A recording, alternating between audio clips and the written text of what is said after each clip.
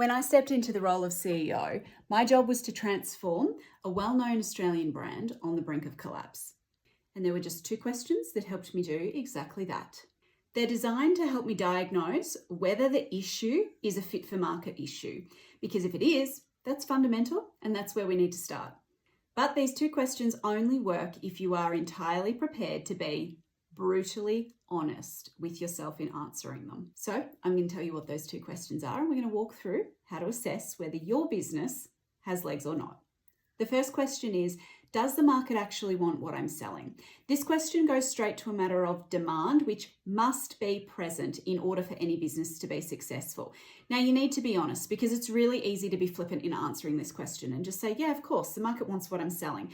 It's not your opinion on whether the market wants what you're selling. It is, does the market actually want it? Are there customers lining up, ready to part with cash to receive your product or service? If your answer was no, then that's it. That's your problem. There isn't enough demand for you to make a business out of this idea. But if you answered yes, then we move on to the second question.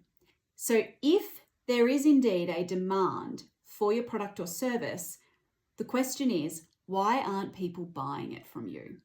And this question is about identifying roadblocks.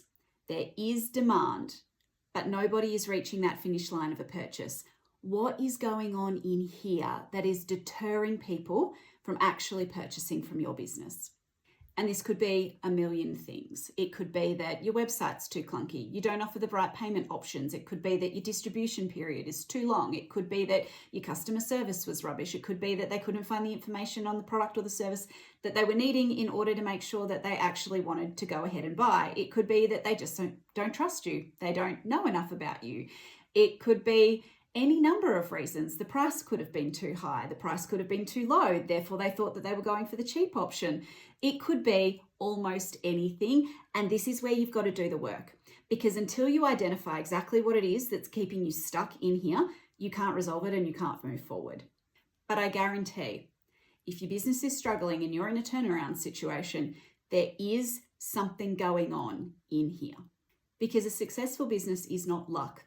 A successful business simply happens when there is demand for the product or service the business is selling, and when the business has resolved every single possible reason sitting in here as to why a customer might not buy.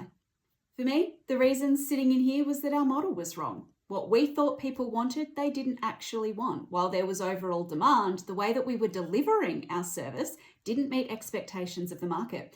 And that meant that, confrontingly, we had to strip back our entire business model and rebuild it from the ground up. And yes, it was entirely terrifying to have to admit that the entire business model that our network was built on was flawed. And the rest of the market had evolved, wanting something more from us, and we simply hadn't. But when we made that recognition and we started to actually redesign the service that we delivered to be something that the market wanted, well, now we're over here building one of Australia's most powerful business accelerators, all because we were prepared to listen to the harsh feedback that the market had for us. And if we hadn't started with those two questions, we'd never be where we are today.